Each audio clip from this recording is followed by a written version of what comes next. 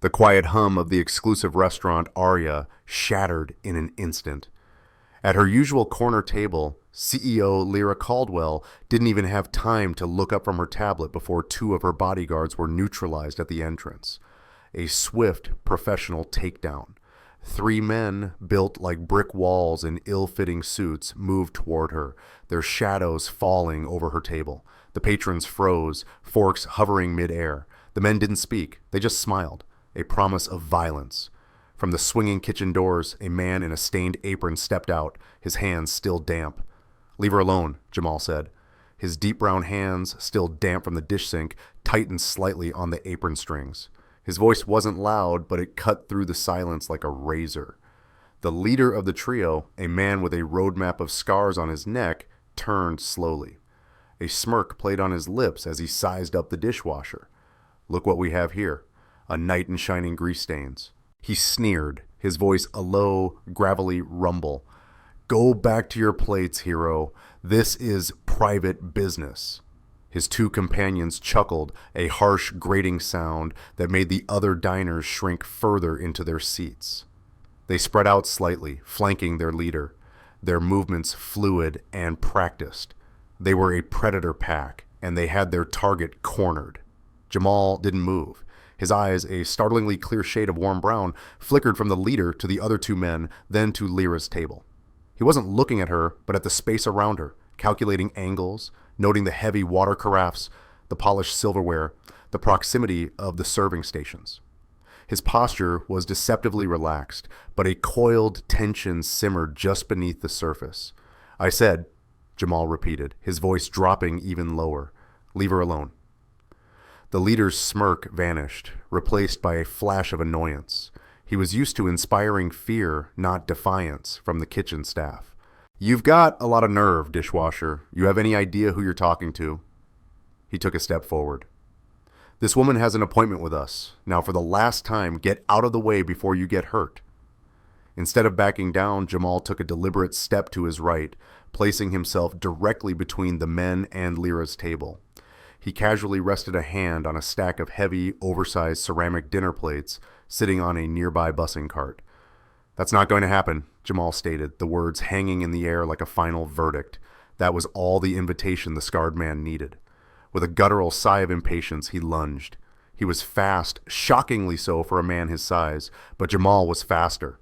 In a single fluid motion, he snatched the top plate from the stack and sent it spinning through the air like a discus. It wasn't aimed at the leader, but at the man to his left.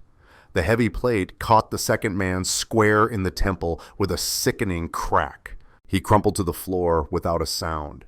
Before the leader could even process what had happened, Jamal had already launched a second plate. This one slammed into the third man's kneecap, eliciting a howl of pain as the joint buckled. The man stumbled, his forward momentum gone, his face a mask of shock and agony. The leader stopped dead in his tracks, his eyes wide with disbelief. He had expected a scuffle, a clumsy attempt at bravery. He had not expected this cold, calculated, and brutally efficient response.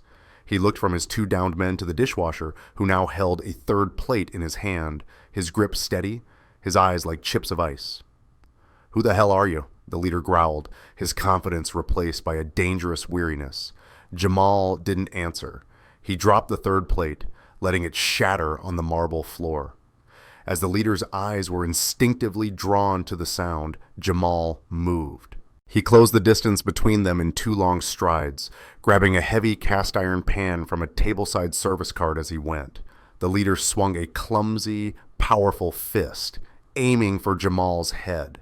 Jamal brought the pan up, blocking the blow with a loud clang of metal on bone. The man roared in pain, shaking his bruised knuckles. Jamal didn't give him a moment to recover. He reversed his grip on the pan and slammed its flat side into the man's ribs. The air rushed out of the leader's lungs in a pained gasp. Staggering back, the scarred man reached inside his jacket, but Jamal was already there. He drove his shoulder hard into the man's chest, pinning him against a decorative column.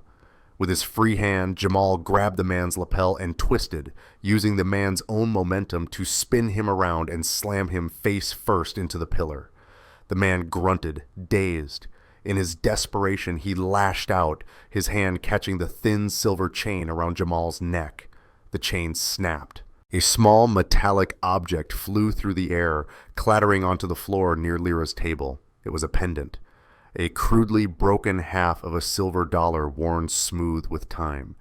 Jamal, a black single dad in his mid-30s, had carried that pendant for years. Lyra's world went silent. The sounds of the struggle, the gasps of the patrons, the distant wail of approaching sirens, it all faded away. Her eyes were locked on that piece of metal. It wasn't just a pendant. It was an impossibility. It was a ghost. Her breath hitched in her throat. She was no longer in a five-star restaurant. She was in a sterile hospital room 6 years ago, sitting by her father's bed. She could smell the antiseptic, feel the thin, scratchy blanket under her fingers. Her father, a man who had built an empire with his bare hands, was rendered frail by the cancer that was consuming him from the inside out. He had pressed an identical matching half of a silver dollar into her palm. His voice was a weak, papery whisper, but his eyes were filled with an urgent fire. The man who holds this piece, Lyra, he saved my life in Iraq. I was 46. He was just a kid, a medic. I was pinned down, bleeding out, and he ran through hell to get to me. I owe him everything. If you ever find him, our family's debt is his to collect. The memory struck her with the force of a physical blow. The words, "thank you," died in her throat, replaced by a wave of earth-shattering shock. This man, this dishwasher who had just dismantled 3 trained professionals with kitchenware, was the nameless, faceless hero from her father's war stories. A final, sickening thud brought her back to the present. Jamal had finished. The leader lay unconscious at the base of the column. The restaurant was a wreck of shattered plates and overturned chairs. Jamal stood, breathing heavily, not even glancing at the carnage around him. His only thought was somewhere else. He scanned the room, his eyes finally landing on a closed door at the far end of the hall, marked private. He started moving towards it, his steps urgent. Lyra finally found her voice. "Wait!" she called out, her voice trembling. "Your name? Who are you?" Jamal didn't stop. He didn't even look back. He reached the door, pushed it open, and reemerged, holding a small, dark-skinned girl with neat braids in his arms. She couldn't have been more than 8 years old. He held Amara tight, her face buried in his shoulder, shielding her from the scene. As he headed for the main entrance, sirens grew louder outside. Lyra stood, stumbling forward.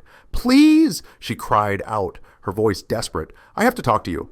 But he was already gone, disappearing into the flashing red and blue lights of the arriving police cars, leaving behind a floored CEO, a defeated team of thugs, and the impossible truth of a debt that had just come due. The world rushed back in a cacophony of noise. Police officers swarmed into Arya, their voices sharp and commanding, cutting through the terrified whispers of the patrons. Paramedics followed, their movements swift as they attended to the 3 unconscious men on the floor. The flashing lights from outside painted the ruined dining room in strobing hues of red and blue, turning the scene into a surreal nightmare. Lyra stood frozen amidst the controlled chaos, her mind a whirlwind. One image eclipsed everything else: the glint of worn silver on the marble floor, the broken pendant, her father's ghost. Mains Ames, Miss Caldwell. A man in a rumpled suit with tired but intelligent eyes stood before her. He held up a badge. "Detective Harding, are you injured?" Lyra blinked, pulling her gaze away from the floor. "No, I'm fine." Her voice sounded distant even to her own ears. "Can you tell me what happened here?" Harding asked, his pen poised over a small notepad. "My officers are getting a dozen different stories." "We know these men," he gestured to the thugs being loaded onto stretchers. "Took out your security detail. This was a targeted attack." Lyra's CEO mind, the one trained to assess threats and formulate strategy in seconds, finally began to cut through the fog of shock. She knew with absolute certainty who was responsible. "Ronan Ashworth," she said, her voice regaining its familiar steel. "We're on opposite sides of the Ethelred acquisition. He plays dirty, but I never thought we'll look into him." Harding assured her, jotting down the name. "Now, about the man who intervened, the dishwasher. Witnesses say he took these 3 men down by himself and then fled the scene. Do you know who he is?" This was the critical moment. If she told the police everything, they would launch a manhunt for him. His face would be plastered on the news. A man who had so clearly spent years building a life in the shadows would be dragged into the brightest, harshest spotlight imaginable. He would disappear so deep she'd never find him. And she had to find him. I've never seen him before. Lyra lied, her expression a carefully constructed mask of detached composure. It all happened so fast. He was just a staff member who stepped in. I imagine he was terrified and ran as soon as he could. I don't even know his name. Harding looked at her, his gaze lingering for a moment too long. He was a good detective. He could sense the evasion. But she was Lyra Caldwell, a pillar of the city's business community. He had to tread carefully. All right, Miss Caldwell, we'll get his information from the restaurant's HR. We'll need to talk to him. Of course, Lyra said smoothly. Whatever you need, detective. As Harding moved off to direct his officers, Lyra's eyes scanned the floor again. There, half hidden under the leg of an overturned chair, was the pendant.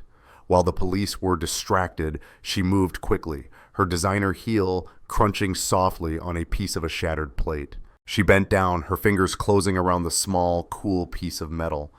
Holding it felt like holding her father's hand one last time. It was solid. It was real. This whole insane night was real.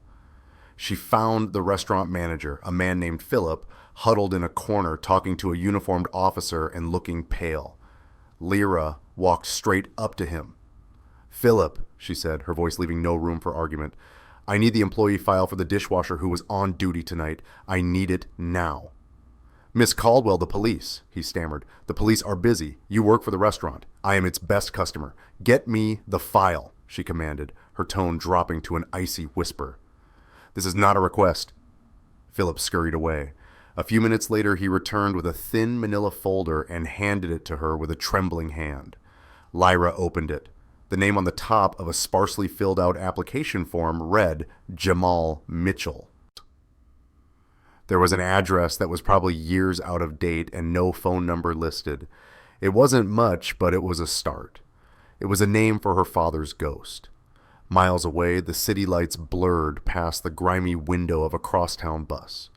Jamal sat with his arm wrapped tightly around Amara, who was curled into his side, fast asleep. Her small chest rose and fell in a steady rhythm against his ribs. He watched her, his deep brown expression a mixture of fierce love and raw fear. The adrenaline from the fight had long since faded, leaving behind a cold, heavy dread. He had broken his one cardinal rule. He had been seen for 8 years. Ever since Amara was born and her mother was gone, his entire existence had been engineered around one principle. Stay invisible, work quiet jobs, pay in cash, leave no trail.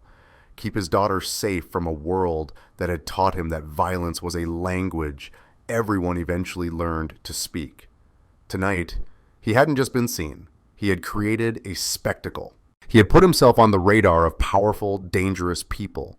People like Ronan Ashworth, a name he'd heard whispered by the chefs in the kitchen when they talked about the restaurant's most influential patrons. He knew who Lyra Caldwell was, and he knew an attack like that wasn't random. "Daddy," Amara's voice was a sleepy murmur. "Are we going home?" Jamal stroked her hair, smoothing it back from her forehead. "Yes, sweetie, we're going home." "Were those bad men?" she asked, her eyes still closed. Jamal's throat tightened. How could he explain the complexities of corporate warfare, of greed and ruthlessness to an 8-year-old? "Yeah," he said softly, "they were." "But you stopped them," she said, a note of simple, unwavering faith in her voice. "You were like a superhero." A bitter smile touched Jamal's lips. "Not a superhero, Amara. Just a guy who washes dishes." He looked back out the window. He knew they couldn't go back to their small apartment. Not tonight. Maybe not ever. The men who had attacked Lyra Caldwell would not take their defeat lying down. Their employer would want to know who had interfered. They would look for the dishwasher. And when they came looking, Jamal knew he couldn't protect Amara with just plates and pans. His quiet life had been shattered, and the echoes of that shattering were coming for them. Jamal held his daughter tighter. the weight of the future pressing down on him like a physical force. Lyra's penthouse was a silent sanctuary of glass and steel, suspended high above the sprawling city. The chaos of the restaurant felt a world away, yet the scent of fear and violence still clung to her clothes. She stood in the center of her cavernous living room, the city lights twinkling below like a distant galaxy. On the marble coffee table in front of her sat two objects, a thin employee file and a small broken piece of a silver dollar. Her hands trembled slightly as she picked up her phone. She didn't call the police. She didn't call her board of directors. She called the one man she trusted with the impossible. "Quinn," she said the moment he answered, dispensing with pleasantries. "I need you. On my way," the voice on the other end replied, calm and immediate. Quinn had been her father's head of security, and now he was hers. He was a man of few words and absolute loyalty. 15 minutes later, he stood before her, his expression unreadable as she recounted the night's events. She left out the personal connection, the story of the pendant. For now, that was hers alone. She simply framed Jamal as a brave man who had saved her life and whom she now needed to find before her enemies did. "His name is Jamal Mitchell," she said, sliding the file across the table. "The address is probably a dead end, but it's all we have. I need you to find him, Quinn. Find him, but do not approach him. Do not let him know he's been found. Just find out where he is and who he is. I need to know everything." "And Ronan Ashworth?" Quinn asked, his gaze sharp. "He'll make another move," Lyra said, her voice hard. "And when he does, I want to be ready. But first, find Jamal Mitchell." Quinn nodded once, took the file, and melted back into the night as silently as he had arrived. Alone again, Lyra walked to a discreet panel in her study wall. Behind it was a safe. From a velvet-lined box, she retrieved the other half of the silver dollar, her father's half. She brought it back to the living room and placed it on the table beside its twin. The two pieces were a perfect, jagged match. They fit together like long-lost lovers, but they were worlds apart. Her father's piece was polished, carefully preserved, a cherished heirloom. Jamal's was battered and scratched, the silver dulled from years of constant hidden wear against his skin. It was the story of their lives in two pieces of metal, one preserved in wealth and memory, the other weathered by hardship and survival. A wave of emotion so powerful it buckled her knees washed over her. She sank onto the sofa, her eyes fixed on the two halves, her resolve hardening into something unbreakable. The Stardust Motel was a relic from another era, a place of peeling paint and buzzing neon on the industrial edge of the city. It was the kind of place that took cash and forgot your face the moment you closed the door. In a small, musty room, Jamal gently placed a sleeping Amara onto one of the twin beds and pulled the thin blanket over her. He stood over her for a long moment, his big black frame casting a protective shadow. He could still see the flash of fear in her eyes at the restaurant, and the sight of it had torn something open inside him. He had built his world around her safety, and tonight he had led the wolves right to their door. He moved to the small bathroom, splashing cold water on his face. The man in the cracked mirror looked back at him, a stranger with tired eyes, his natural hair a tight coil of worry. He saw the faint red mark on his neck where the chain had been snapped. The pendant was gone. He felt a sharp, painful pang of loss, not for the object itself, but for the promise he had made to the man who gave it to him, a promise to live a quiet, honorable life. He returned to the main room and turned the small television on, keeping the volume barely audible. He scanned the local news channels. It didn't take long. A reporter stood in front of Arya, the flashing lights of police cars still visible behind her. The report was brief. A targeted attack on CEO Lyra Caldwell had been thwarted by the intervention of an unidentified employee who had fled the scene. The suspects were in custody.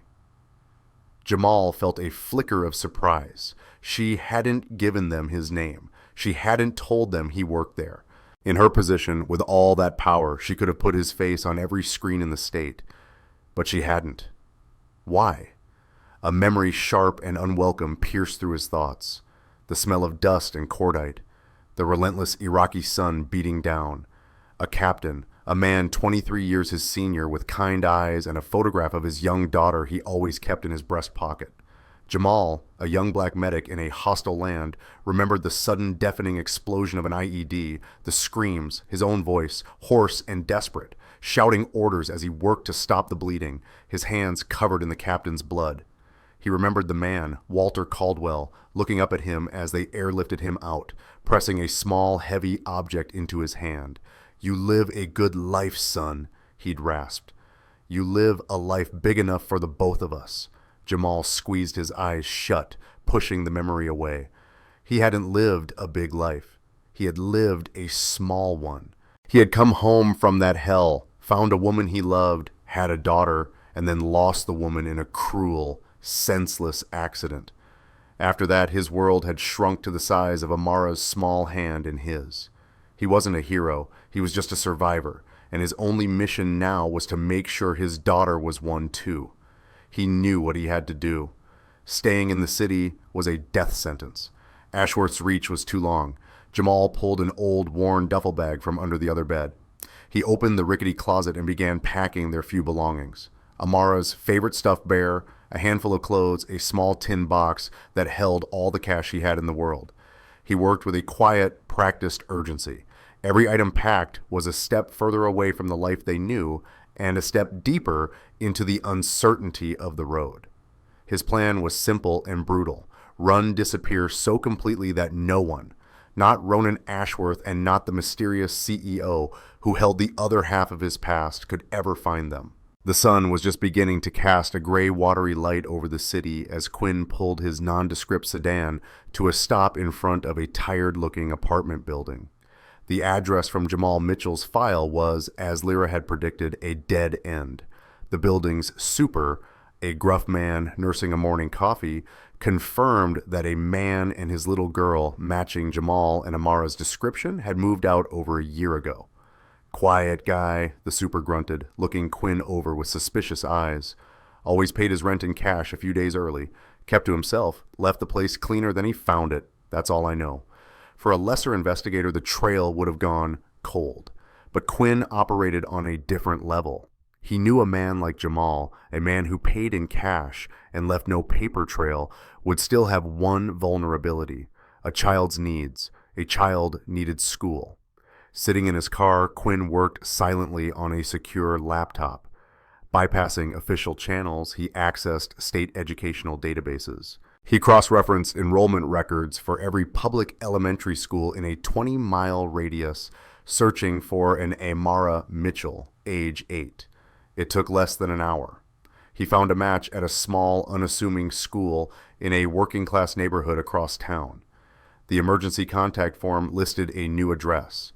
When Quinn arrived at the second apartment building, he knew he was too late. A subtle tension hung in the air. He didn't enter the building. Instead, he watched from his car as two men in cheap suits, men who radiated a clumsy but palpable menace, exited, their faces tight with frustration. They weren't cops, they were hunters. Quinn recognized the type instantly. They got into a black town car and sped away. After they were gone, Quinn slipped into the building. The lock on apartment 3B had been recently forced. Inside, the small apartment was tidy but starkly empty.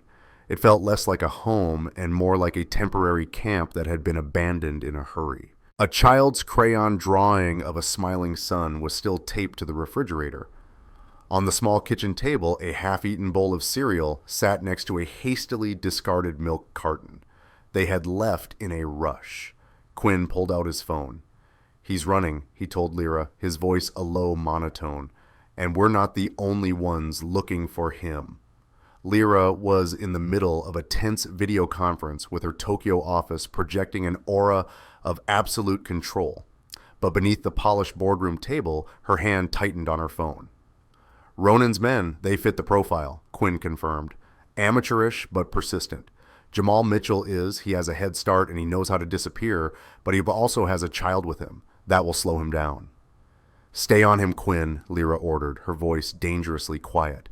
"Don't lose him." She ended the call and seamlessly returned her attention to the meeting, her face an unreadable mask of corporate power, but inside a cold knot of fear was tightening in her stomach. This was no longer just about fulfilling her father's debt. It was a race to find Jamal before Ronan's thugs did. In a plush high-rise office across the city, Ronan Ashworth slammed a crystal glass down on his desk, splashing amber liquid onto a stack of legal documents. The scarred man from the restaurant stood before him, his arm in a sling, his face a patchwork of fresh bruises. "A dishwasher," Ronan repeated, his voice laced with venomous disbelief. "You and 2 other trained professionals were taken out by a man who scrapes food off plates for a living." "He wasn't just a dishwasher, Mr. Ashworth," the man mumbled, avoiding his boss's furious gaze. He moved like a soldier. He knew what he was doing. Ronan leaned back in his chair, a cruel smile spreading across his face. This was an unexpected complication, but complications could be interesting. "A soldier," he mused. "Well, find him. Find the soldier who washes dishes. Find out everything about him. I have a feeling he's going to be the key to breaking Lyra Caldwell." The bus groaned as it rumbled down the highway, leaving the city skyline behind. Amara was asleep again, her head resting on Jamal's lap. Jamal stared out at the passing landscape, his eyes scanning every car that stayed behind them for too long. Every rest stop they passed, he was a coiled spring of paranoia. "Daddy," Amara had woken up. She looked up at him, her eyes clouded with confusion. "Where are we going?" "On a little trip, sweetie," he said, forcing a reassuring smile. "But what about my school project? It's due on Friday," she said, her lower lip trembling slightly. "And what about Mrs. Gable's cat? I promised I'd feed him." The simple, innocent questions felt like tiny daggers in Jamal's heart. He was ripping her away from the only life she'd ever known, from her friends, her school, her routines. He was making her a fugitive just like him. "We'll figure it out," he said, his voice thick with an emotion he couldn't name. "I promise." They stopped at a grimy bus station in a small, forgotten town. 2 hours later, as they stood in line for a connecting bus heading west, Jamal felt it, a prickling sensation on the back of his neck. The feeling of being watched. He scanned the sparse crowd. His eyes landed on a man near the newsstand. He was trying to look casual, reading a paper, but his posture was all wrong. He was too tense, his shoes were too expensive for a place like this, and his eyes weren't on the newspaper. They were flicking over the crowd, methodically searching. Jamal's blood ran cold. It could be a coincidence. It could be his paranoia getting the best of him. But in his old life, ignoring a feeling like that was how you got killed. Without a word, he took Amara's hand. "Change of plans, sweetie," he whispered, his voice calm but urgent. "Let's go get a snack." He didn't look back. He walked them calmly away from the ticket counter, past the restrooms, and straight toward a side exit marked "Employees Only." He pushed the door open and they slipped out into a back alley smelling of stale grease and rain. He led Amara down the alley and onto a different street, his heart hammering against his ribs. A few minutes later they were on another bus, this one a local line heading north instead of west. As the bus pulled away, Jamal looked back at the station. The man in the expensive shoes was now standing out front, looking around in frantic confusion. It hadn't been paranoia. They were being hunted. Jamal settled back into his seat, pulling Amara close. He had bought them a little more time.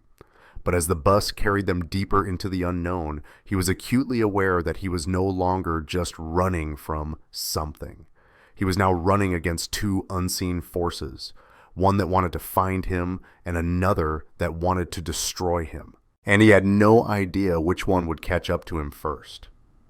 The man in the expensive shoes stood in the grimy bus station alley, his phone pressed to his ear.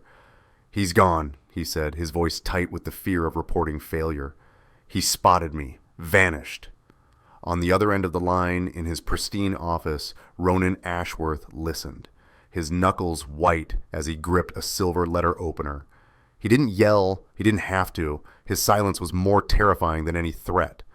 "So," Ronan finally said, his voice a silky, dangerous purr. "The rabbit is not only fast, he's clever. This is becoming more entertaining than I anticipated." He hung up the phone and swiveled his chair to face a different man, a technician sitting at a temporary computer terminal, humming quietly in the corner. "Forget the physical approach for now. It's too clumsy. I want a digital dragnet. Hire the best data miners money can buy. I want to know every time the name Jamal Mitchell or Amara Mitchell is used anywhere on the internet." Credit card applications, pharmacy records, social media mentions, DMV searches. I want to know if he so much as Googles the price of a bus ticket. This man is a ghost. Fine, let's see how long a ghost can survive in the modern world. Back in Lyra's penthouse, a similar strategic shift was underway. Quinn stood before a large interactive map of the northeastern United States, his expression grim. He's gone completely dark, Lyra. No phone, no credit cards, no digital trail of any kind. He's either a ghost or he's been taught by them. Lyra paced in front of the window, the two halves of the pendant sitting on her desk like a silent challenge. Frustration gnawed at her. She was a woman who could bend global markets to her will, but she couldn't find one man. So, we just wait. We wait for Ronan's men to stumble upon him. A man like Mitchell isn't stumbling, Quinn said. He's moving with purpose. The problem is we're thinking like us. We're looking for him in our world. We need to start thinking like him. Lyra stopped pacing, her gaze falling on the pendant. She remembered a story her father had told her years ago after a business deal had gone sour and he'd had to retreat to their old family lake house. Sometimes, Lyra, he'd said, when the jungle is full of predators, you don't run to a different part of the jungle. You climb the tallest, loneliest tree you can find so you can see them coming long before they see you. A thought sparked in her mind. He's not running aimlessly, she said, her voice filled with newfound certainty. He's running to somewhere, a place where he can see trouble coming. She turned to Quinn, her eyes alight. Stop looking for where he is. Start looking for where he's from. Dig into his military service. Find out who his friends were, where his unit was based. Did his family own any property? An old hunting cabin? A forgotten piece of land? Stop chasing his shadow, Quinn. Find his roots. 300M north, the bus finally hissed to a stop in a town called Havenwood. It wasn't so much a town as a single main street carved into a dense, endless forest of pine and maple. The air was crisp and clean, a world away from the city's smog. This was the kind of place people came to lose themselves. Jamal led Amara off the bus, his duffel bag slung over his shoulder. He moved with a quiet purpose, his eyes taking in the layout of the small town, the single grocery store, the diner, the hardware shop. He found what he was looking for at the end of the street, a small hand-painted sign that read, "Cabins for rent, weekly, monthly." The owner was a wiry old man named Silas with a face like a road map and hands like gnarled oak. He looked Jamal and Amara up and down, his gaze lingering on the exhaustion in Jamal's eyes. He didn't ask for ID, or he didn't ask for a credit card. He just took the wad of cash Jamal offered him and handed over a rusty key. "Cabin 4, Silas said, pointing up a dirt track that disappeared into the woods. "Wood stove for heat, well for water. Don't cause trouble." The cabin was little more than a single room with a small kitchen and a loft for sleeping, but it was clean. And, most importantly, it was isolated. It was defensible. For the first time in days, Jamal felt a sliver of the tension in his shoulders begin to ease. Amara, seeing the woods and the small creek burbling nearby, forgot her fear and her sadness. To her, this was a grand adventure. "Can we build a fort, Daddy?" she asked, her eyes wide with excitement.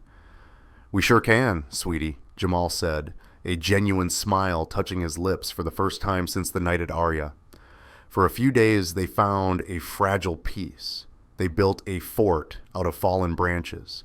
They skipped stones in the creek. Jamal taught her how to identify different bird calls. He tried to build a small bubble of normalcy for her, a fortress of fatherly love against the darkness he knew was circling.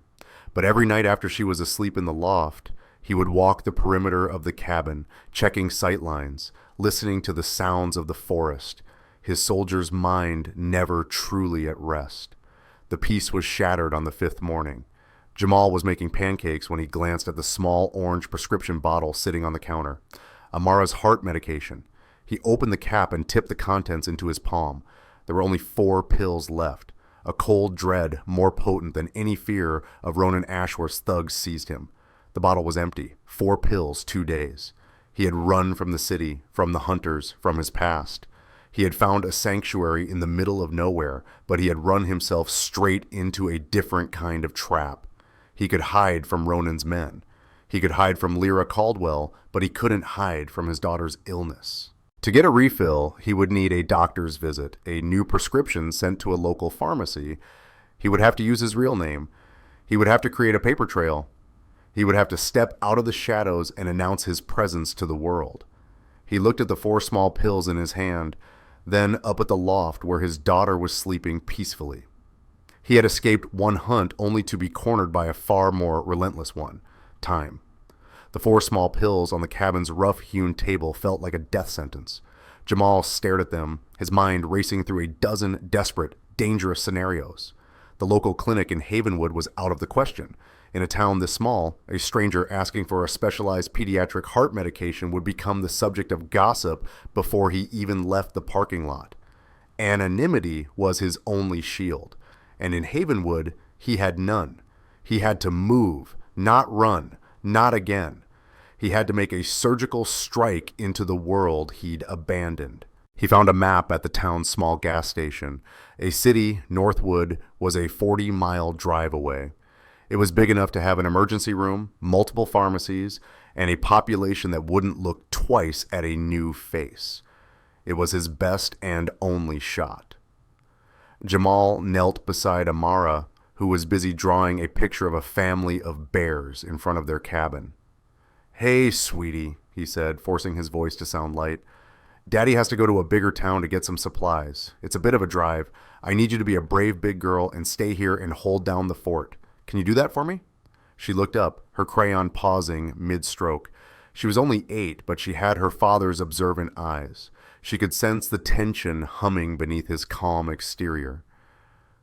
"Will you be back for dinner?" she asked, her voice small. "I'll be back before you know it," he promised, kissing her forehead. "Lock the door behind me. Don't open it for anyone. Understand?" She nodded solemnly. "Be safe, Daddy." The words echoed in his ears as he drove away in the beat-up pickup truck he'd bought from Silas. Every mile he put between himself and the cabin felt like a mile of his daughter's safety, unraveling. In her penthouse, Lyra was looking at a different kind of map. Quinn had spent the last 2 days buried in archives, and he'd finally found a crack in Jamal Mitchell's wall of anonymity. His military file is heavily redacted, Quinn explained, pointing to a highlighted section on a screen. "But I found this, a commendation letter written and filed by your father."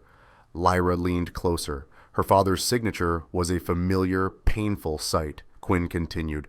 "Walter praises Mitchell's bravery during an ambush, but it's this part that matters. He mentions Mitchell's unique value to the unit, citing his background growing up in the rugged Appalachian wilderness of Pennsylvania and his preternatural tracking and survival skills. He wasn't just a medic, he was their guide." Quinn swiped the screen and a topographical map of Pennsylvania replaced the document. He circled a large, dense region of mountains and forests. "If I were him and I needed to disappear, this is where I'd go. Back to the terrain I know better than anyone." He began to zoom in, highlighting small, isolated towns nestled deep in the green expanse. Towns with names like Hemlock Creek, Stone Valley, and Havenwood. "It's a long shot," Quinn admitted, "but it's the first lead that feels right." "Go there," Lyra said without hesitation. "Start with Havenwood. But Quinn, be careful.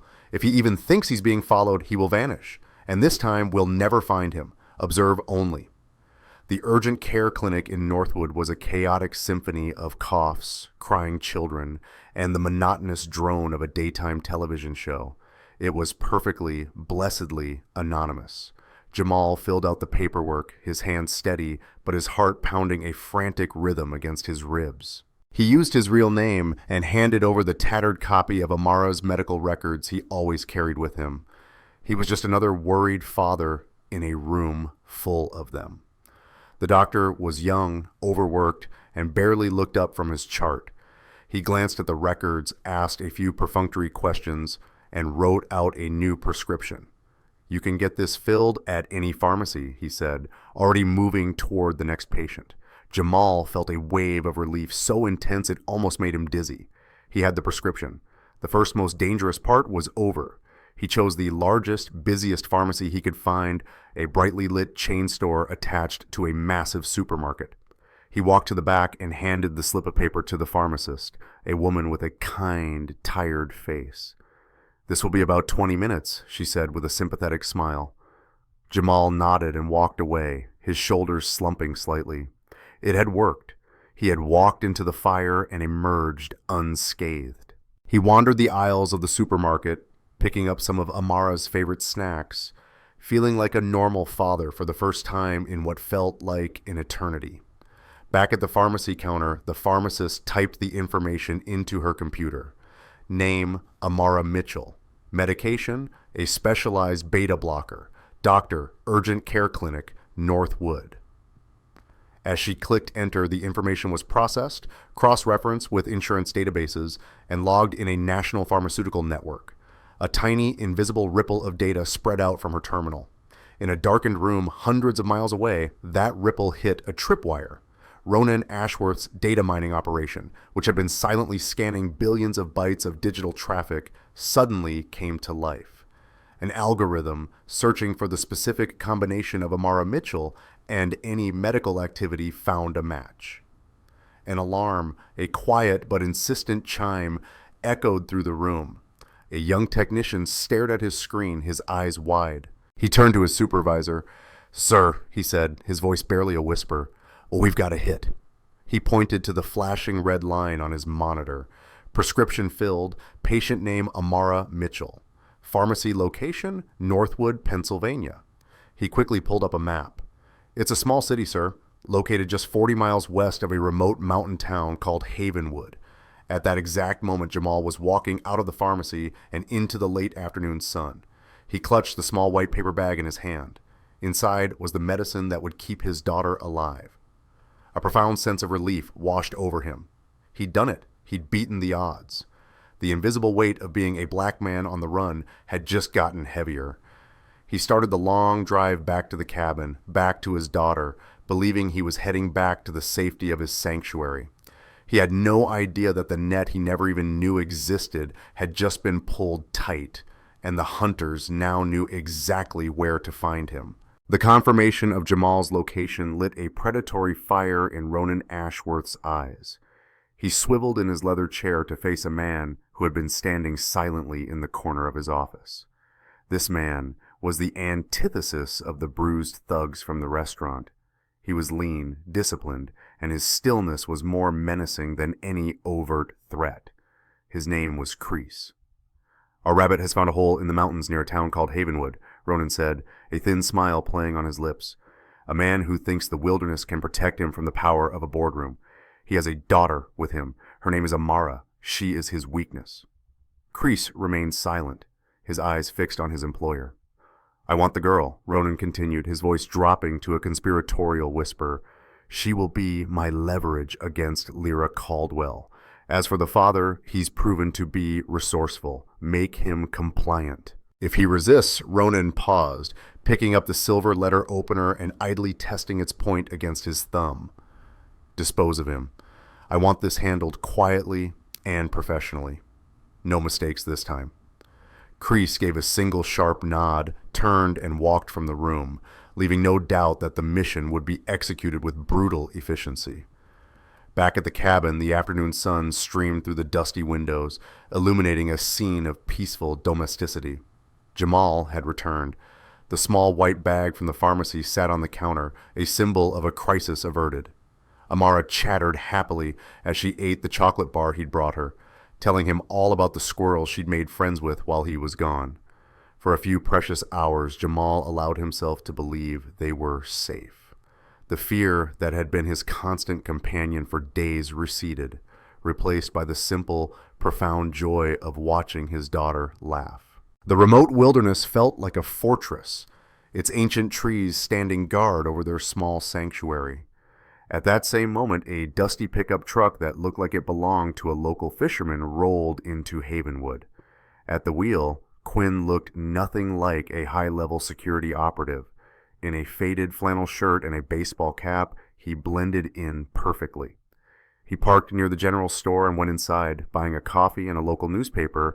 He didn't ask questions, he listened. It didn't take long. Small towns run on gossip. He overheard the store owner talking to a customer about the newcomer who'd rented Silas's old cabin. Just him and a little girl. Pays in cash. Keeps to himself. Seems decent enough, I suppose.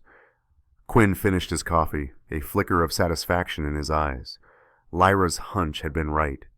He got back in his truck and drove slowly toward the dirt track that led up into the woods, parking a discreet distance away before continuing on foot. He moved through the forest with a practiced silence, finding a high vantage point that gave him a clear, concealed view of Cabin 4.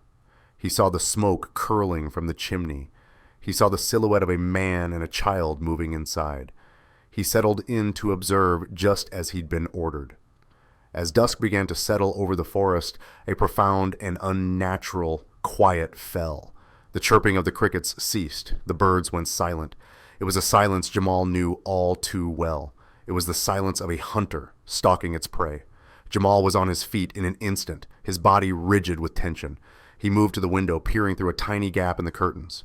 The woods were dark, a wall of impenetrable shadow, but he could feel it. They were out there. "Amara," he said, his voice a low, urgent whisper that cut through the quiet cabin. "Wake up, sweetie. We're going to play a game." The quiet game. "Okay. You have to be very, very still and do exactly what I say." Amara's sleepy eyes fluttered open, widening with fear, as she saw the look on her father's face. She nodded, her small body trembling. Jamal swiftly helped her put on her shoes and jacket. He grabbed his duffel bag, the one that was always kept packed, and slung it over his shoulder. He was moving toward the back door, a pre-planned escape route that led deeper into the woods when he heard it, the faint but unmistakable crunch of a boot on a dry twig just outside the front of the cabin. They were close, too close. From his perch on the ridge, Quinn watched in horror through a pair of night vision binoculars. A team of 4 men, clad in black tactical gear and armed with suppressed rifles, was moving in on the cabin. They moved with a silent, deadly grace of professionals. This wasn't a clumsy intimidation tactic. This was an abduction or an execution. His orders were clear. Observe only. Making contact could ruin everything Lyra was trying to build. It could destroy any chance of gaining Jamal's trust. But as he watched the lead operative reach the cabin door, preparing to breach, the image of the small child's drawing on Jamal's empty refrigerator flashed in his mind. His duty warred with his conscience. His loyalty to Lyra warred with the basic human instinct to protect an innocent child from monsters. Inside the cabin, Jamal pushed Amara behind him, his hand grabbing the heaviest thing he could find, the cast iron skillet from the stove. He was a soldier, but he was armed with nothing but kitchenware against a team of trained killers. Jamal stood between his daughter and the door, his body a human shield, his heart pounding a frantic drumbeat of terror and resolve. Outside, the lead operative raised his hand, signaling the breach. On the ridge, Quinn raised his rifle, the cabin's front door centered in his crosshairs. He had seconds to make a choice that would change everything. The forest held its breath, waiting for the first shot. The forest's breath was a silent, frozen prayer. Inside the cabin, Jamal braced for the splintering crash of the door. On the ridge, Quinn's finger tightened on the trigger. The operative in the lead, Kreese, gave the silent signal to breach. In that sliver of a second before the world exploded, Quinn made his choice. A single deafening crack echoed through the mountains. It wasn't the sound of a door breaking. It was the sharp, authoritative report of a high-powered sniper rifle. A plume of sparks erupted from the cabin's metal doorknob, which disintegrated into a shower of shrapnel. Kreese's hand, which had been reaching for the handle, was violently knocked back. Chaos. Kreese and his team reacted instantly, their professional training taking over. They dove for the cover of the dense trees, shouting reports into their comms. Contact, sniper, unknown position. They were expecting a cornered rabbit, not a tiger on the ridge. For Jamal, the sound of that rifle was a thunderclap of violent opportunity. Jamal didn't know who was firing or why, but he knew a God-sent distraction when he heard one. "Now, Amara," he whispered, and in one swift motion, he used the skillet to shatter the rear window of the cabin. He bundled his daughter through the opening, shielding her head with his arm before tumbling out after her into the cold, dark woods. He didn't look back. Jamal scooped Amara into his arms and ran, melting into the familiar protective darkness of the forest. His feet bare of any boot, barely made a sound on the pine needles. He was a ghost in his own element. The firefight erupted. Kreese, realizing his primary target was escaping, made a quick decision. "Two of you after them," he barked into his mic. "The girl is the primary objective. The rest, suppress that sniper." Muzzle flashes began to stitch the darkness as two of Ronan's men broke off, plunging into the woods after Jamal, while the other two laid down a hail of fire toward the ridge. Quinn was already moving. He fired another shot, this one taking out a small transformer on a nearby utility pole, plunging the immediate area into absolute blackness. Then he slid back from his perch, melting into the trees. He was a phantom. His purpose not to eliminate the enemy, but to herd them, to harass them, to slow them down just enough to give Jamal a fighting chance. He was a sheepdog nipping at the heels of wolves. As Jamal fled, his father's blood, his grandfather's blood, the blood of generations of men who knew these mountains, sang in his veins. He scrambled down a steep embankment, using a shallow creek to mask his tracks. The freezing water, a shocking jolt to his system. He held Amara tight, her small body trembling with cold and fear, her face buried in his neck. He whispered reassurances to her, his voice a low, calming rumble against the sporadic sound of gunfire behind them. In her penthouse, Lyra was staring at her phone, her heart a block of ice in her chest. Quinn hadn't checked in. His scheduled 10-minute update was 5 minutes late. Then the phone buzzed, the sound unnaturally loud in the silent room. She snatched it up. "Quinn, they're here," he said, his voice tense, the sound of his own ragged breathing and distant gunshots echoing down the line. "Ronan's men, professionals. They went for the cabin. I had to engage. Jamal and the girl are on the run, heading east into the park preserve." The floor seemed to drop out from under Lyra. Her carefully constructed plan, her quiet, discreet search. It was all in ruins, replaced by a live fire conflict in the middle of nowhere. "Are you all right?" she asked, her voice shaking slightly. "I'm fine for now," he said, "but they're being hunted, Lyra. I can slow them down, but I can't stop them all." Not alone. A fire ignited in Lyra's gut, burning away the last of her fear and replacing it with a cold, hard rage. She was done waiting. She was done observing. These were her father's people. They were her people. "Your orders have changed," she said, her voice ringing with an authority that would have made her father proud. "Keep them alive. Whatever it takes, I'm on my way." She hung up before Quinn could reply. She strode to her closet, past the rows of designer dresses and suits, and pulled out a pair of rugged jeans and hiking boots she hadn't worn in years. She grabbed her car keys and the two halves of the silver pendant from her desk. She was no longer a CEO watching from a glass tower. She was the daughter of Walter Caldwell, and she was going to war. Deep in the woods, Jamal had finally put some distance between himself and his pursuers.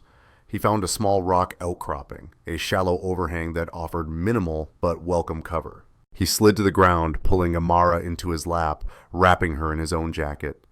"It's okay, sweetie," he murmured, his voice. "It's okay. We're safe for now." He tried to make sense of the chaos. Who was the shooter on the ridge? An enemy of Ronan Ashworth, a cop who had stumbled upon the scene. He had no answers. He was adrift in a sea of violence. His only compass the need to protect the small, shivering child in his arms. Meanwhile, Kreese had regrouped with one of his men near the now empty cabin. He knew they had underestimated this black man. The sniper had vanished. His other two men were still in the woods chasing shadows. He was furious. His clean, simple operation had devolved into a chaotic mess. He keyed his comm. "All teams, new directive," he said, his voice like ice. "The father is a secondary target. He is a distraction. The client wants the girl. Find her. Take her. And if you have to, burn this forest to the ground." The night was a labyrinth of tangled roots and grasping branches. Jamal moved through it with a desperate animal grace. Amara clinging to his back, her small arms wrapped tightly around his neck.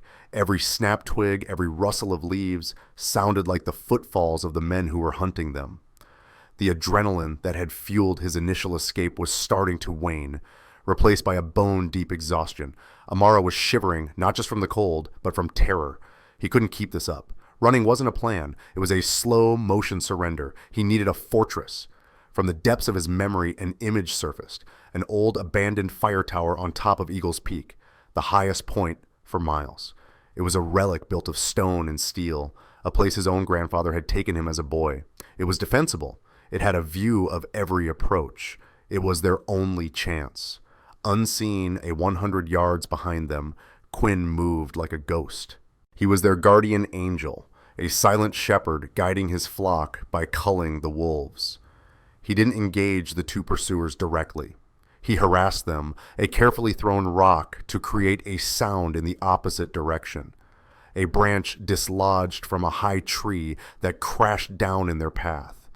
He was a master of misdirection, turning the forest itself into an ally, playing on the hunters' city-bred nerves and slowing their progress to a crawl.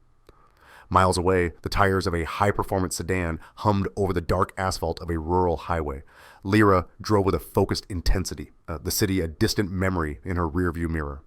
The world outside her car was pitch black, a far cry from the perpetual twilight of her penthouse. She was on the phone with Quinn, the connection crackling in and out. Two of them still on his trail, Quinn's voice reported, strained. He's heading for high ground, Eagle's Peak. I'm less than an hour out, Lyra said, her knuckles white on the steering wheel. The two halves of the pendant lay on the passenger seat, glinting in the faint light of the dashboard. They felt less like a debt and more like a promise. Just keep them safe, Quinn. Get them to that tower. The chase was a grueling, uphill battle. Jamal could hear the men behind them now, crashing through the underbrush, their frustration making them clumsy. They were closing the distance. The stone foundation of the fire tower finally appeared through the trees, a dark silhouette against the star-dusted sky. Almost there, sweetie, Jamal whispered, his lungs burning. He reached the base of the tower and scrambled up the first flight of rusted metal stairs. The two hunters burst through the tree line, rifles raised. The first shot pinged off the steel staircase, inches from Jamal's leg. He deposited Amara in the relative safety of the tower's enclosed upper room. Stay down no matter what you hear, he commanded, his voice raw. He turned to face his pursuers, armed with nothing but a thick piece of fallen lumber he'd grabbed on his way up. The first man started up the stairs, his movements confident. Jamal waited until he was halfway up, then heaved the heavy piece of wood down with all his strength. The man cried out in surprise as the makeshift battering ram slammed into him, sending him tumbling back down to the ground in a heap. The second man was smarter. He stayed at the base, firing up at the cabin, forcing Jamal to take cover. The plan was simple: pin him down until his partner recovered. But they had forgotten about the ghost on the ridge. From the shadows of the forest, Quinn emerged. He moved with a brutal, silent efficiency. The second hunter, so focused on the tower, never even heard him coming. Quinn disarmed him with a series of swift, precise strikes, ending with a chokehold that left the man unconscious on the ground. The first hunter, just beginning to stir, met a similar fate. The entire confrontation was over in less than 10 seconds. Up in the tower, the shooting stopped. The sudden silence was more unnerving than the noise. Jamal peered down from the catwalk, his heart pounding. He saw the two hunters lying motionless on the ground, and he saw a third man standing over them, the man from the ridge, his savior. Slowly, the man looked up, his face illuminated by the faint moonlight. He wasn't a cop. He wasn't a soldier. He was something else. Jamal held his ground as the man began to climb the stairs, his movements steady and non-threatening. When he reached the top, he stopped a respectful distance away. He wasn't even breathing heavily. "Who are you?" Jamal demanded, his voice a low growl, his grip on his makeshift club still tight. The man looked from Jamal's fierce protective stance to the closed door of the cabin where he knew the child was hiding. "You're a hard man to find, Mitchell," he said, his voice calm and even. "That's the point," Jamal shot back. "You've been following me. You fired that shot at the cabin. Who are you working for?" Quinn didn't raise his hands. He didn't make any sudden moves. He simply reached into his jacket pocket. Jamal tensed, ready for a weapon. But what Quinn pulled out was a phone. He tapped the screen and it lit up with a photograph. It was a picture of the two broken halves of the silver pendant lying side by side. Jamal's breath caught in his throat. He stared at the image, his mind struggling to comprehend. "My name is Quinn," the man said, his voice softening almost imperceptibly. "I work for Lyra Caldwell. She sent me to find you." He paused, letting the words sink in. "She's on her way here now." The makeshift club slipped from Jamal's numb fingers, clattering onto the metal catwalk. The world seemed to tilt on its axis. The woman he had saved, the daughter of the man he had saved in another lifetime. She hadn't just protected his identity from the police. She had sent a guardian angel to watch over him. The hunters below were not hers. They were someone else's. He looked from the phone to Quinn's impassive face, and then out into the vast, dark wilderness. He had been running from a ghost, only to be rescued by a memory. He wasn't sure if he was saved, or if he had just run headlong into a different, more complicated kind of trap. The silence on top of the fire tower was a fragile truce. Jamal stared at Quinn, then at the phone in his hand, the image of the two pendants burning itself into his mind. He was a man adrift, the solid ground of his reality having crumbled away beneath him. From the tower's small cabin, the door creaked open. Amara peeked out, her small face pale in the moonlight. Seeing that the immediate danger had passed, she ran to her father, wrapping her arms around his legs and burying her face against him. Jamal's hand came to rest on her head, a protective, grounding gesture.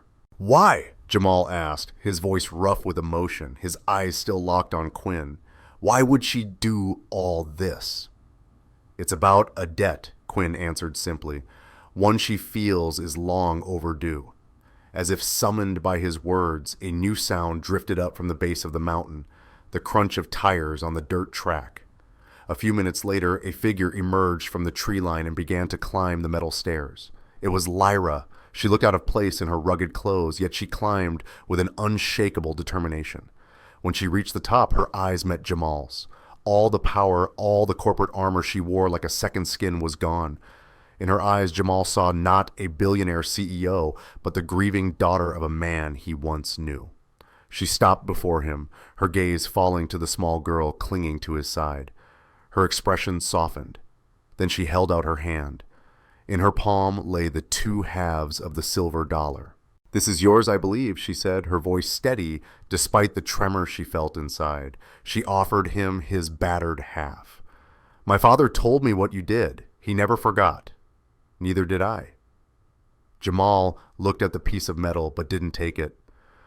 "I want to settle the debt," Lyra continued, falling back on the language she knew best, the language of transactions. "I'll give you anything you want, a house, money, a new life, anywhere in the world. You and Amara will never have to worry about anything again. Just name it." It was the offer of a lifetime. It was the solution to every problem that had haunted him for years, and he refused it. "I don't want your money," Jamal said, his voice quiet but firm. He finally looked her directly in the eye. "Your father was a good man, a brave man. What I did for him, it was my duty. There was no debt." He pulled Amara closer. "This is my life. This is all I want. I don't want your world." His words struck Lyra with more force than any physical blow. She finally understood. The debt her father spoke of wasn't financial. It couldn't be settled with a wire transfer. It was a debt of honor, of family, of life itself. Her father hadn't wanted her to pay Jamal off. He had wanted her to understand the value of a man who would risk everything for a stranger, to recognize that kind of worth and to protect it. "You're right," she whispered, her throat tight. "But my world isn't done with you." Quinn stepped forward. "She's right, Mitchell. Ronan Ashworth now knows who you are. The men we took down tonight are just pawns. He will send more. He will not stop until he has what he wants. And what he wants is leverage against Lyra. He wants your daughter, Amara." The cold, hard truth of it settled over Jamal. He could run, but for how long? He could hide, but could he ever truly keep Amara safe from a man with limitless resources and no conscience? Running wasn't a life. It was a cage. Lyra looked at him, her expression shifting from one of gratitude to one of fierce partnership. "You said you don't want my world," she said, her voice ringing with new strength. "But Ronan Ashworth has dragged you into it. You can't protect Amara from him alone, and I can't fight him without someone I can truly trust." She took a step closer. "Help me stop him," she urged. "Not for a debt, not for money, for our families, for your daughter's future. The best way to disappear is to eliminate the person who's looking for you." Jamal looked down at his daughter. He saw her terrified eyes in the cabin, her shivering form in the cold creek, her small hand clutching his as they ran. Lyra was right. The only way to stop running was to stop the hunter. He gave a slow, deliberate nod. The war that followed was not fought with guns in a forest, but with data, strategy, and relentless pressure in the glass towers of the city. With Jamal's tactical mind planning their every move, Quinn's flawless execution, and Lyra's immense resources, they turned the tables on Ronan Ashworth. They didn't just defend, they attacked. They leaked evidence of his corporate espionage to the press, provided anonymous tips to federal investigators about his financial crimes, and systematically dismantled his empire from the inside out. 3 months later, Ronan Ashworth was arrested, his company in ruins, his name a permanent stain. The threat was over. 6 months after that, the late afternoon sun cast a golden glow over a city park. Amara, now 9 years old, laughed as she flew down a slide, her deep brown cheeks rosy with health. She was enrolled in the best school in the city, her heart condition managed by the best doctors. She lived in a world without shadows. At a nearby bench, Jamal watched her, a relaxed, easy smile on his face. He no longer looked over his shoulder. He, the former black medic, was the head of Lyra Caldwell's personal and corporate security, a title he had accepted on his own terms with weekends off, and a strict rule that he was never to miss a school play or a parent-teacher conference. Lyra sat beside him, not as a client, but as a friend, a family. They weren't a couple, not in the traditional sense. They were something quieter, stronger. They were two survivors who had found a common harbor. "She seems happy," Lyra said softly. "We both are," Jamal replied, his gratitude a quiet, constant presence between them.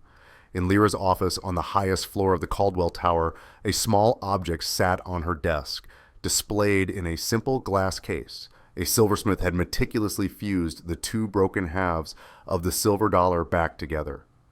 The jagged seam was still visible, a reminder of the two different worlds that had violently collided and the unbreakable bond that had been forged in the fire.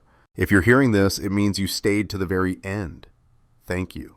That honestly means the world to me. I really hope you got something out of it. Maybe a new way of looking at things, a moment of peace, or just a good escape from the everyday. If you did, I'd genuinely love to hear about it in the comments. You see, we're on a mission here to prove that deep, meaningful stories still have a place in this world. When you subscribe, it's like you're telling us, keep going. When you hit that like button, you're giving the story a little push so it can find the next person who might need it. Don't forget those notifications so you know when the next one is ready. From me to you, thank you for being here.